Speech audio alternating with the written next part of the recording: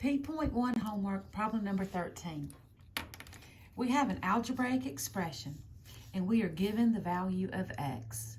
So we are going to rewrite this algebraic expression, and everywhere we have a variable, we're going to put an empty set of parentheses.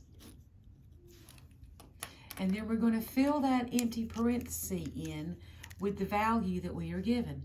So we know that x has a value of 9. We're going to fill 9 into that spot. And now we have to follow the correct order of operations. Some people learned this as PEMDAS. Others learned it as please excuse my dear Aunt Sally.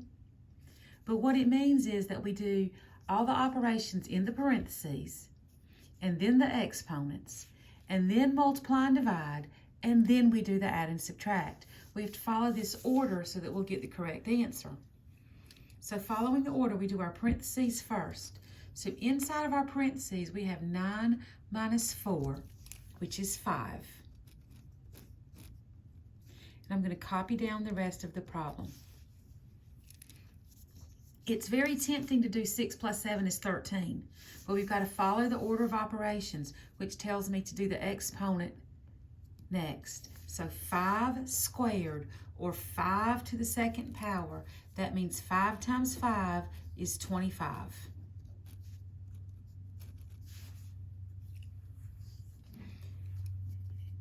Now we have addition and we have multiplication. According to order of operations, we have to multiply before we add. So we have to do the 7 times 25. 7 times 25 is 175. And now we can add the 6. 6 plus 175 is 181.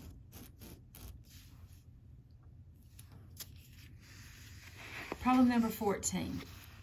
We have an algebraic expression that has taken the form of a fraction, and we are given the values of the variable. X is equal to -2 and y is equal to 1.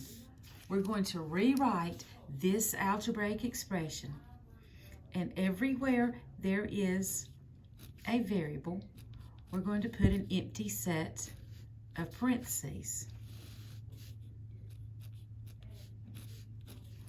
And then we're going to fill those parentheses in with the values that we are given. We know that x is -2 and y is 1.